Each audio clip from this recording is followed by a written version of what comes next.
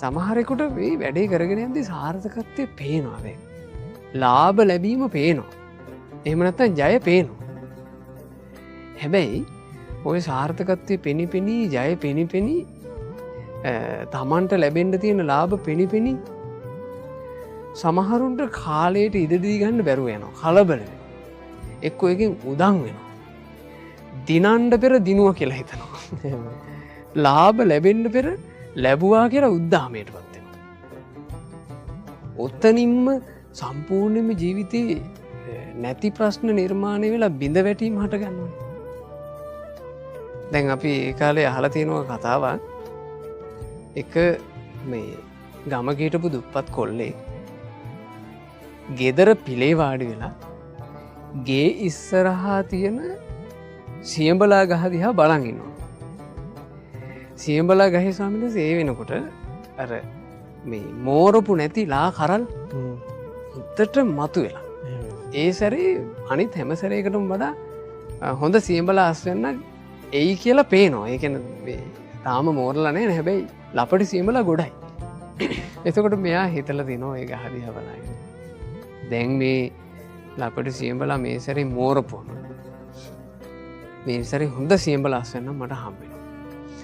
මම මේ සියඹලා අස්වැන්න මේ රෑ දවල් නැතුව රැකලා හොඳට මේරුවට පස්සේ මම මේ සියඹලා ටික පරිස්සමෙන් කඩන්න. සියඹලා කඩලා මං වෙළඳපොළට ගිහින් මේක විකුණලා හොඳ ගාණක් හොයනවා. ඒ හොයන ගාණෙන් මම මේ සියඹලා ගහටත් පොහොර කරනවා. තව අලුතින් හොඳ සියඹලා ගස් ටිකක් ගෙන්නලා මේ වත්තේ ඉඳ ගන්න ඕනේ. එතකොට ඒ වගේ මුන්ද එහෙම අස්වනු වෙනවනේ. ඒ වගේන් අස්වනු ආවට පස්සේ කාලයක් යනකොට මට මේ සියඹලා වලින්ම හොඳට ජීවිතේ ගොඩ දාගන්න පුළුවන්. ඊට පස්සේ මම මේ ගේ කෑල්ලත් මීට වඩා පොඩ්ඩක් ලොකු කරන්න ඕනේ. මට හොඳ කරත්තෙකුත් ගන්න ඕනේ.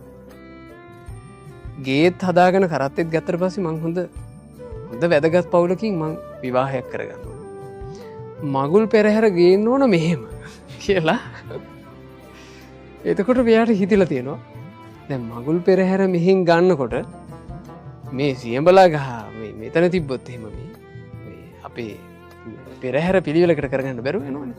මේ සියඹලා ගහ මෙතෙන් හරියන එකක් නෙමෙයි කියලා අර නගාගත්ත සිහින ලෝකේ ඉඳන් පොරවරගෙන සියඹලා ගහ කැපුවා කියනවා. එතකොට එයාගේ සාර්ථකත්වය පෙනී එයාට බැරුව ගියා සාර්ථකත්වයට ලං වෙනකන් කාලයට ඉඩ දෙන්න. ඉතින් මේක බොහෝ දෙනෙක්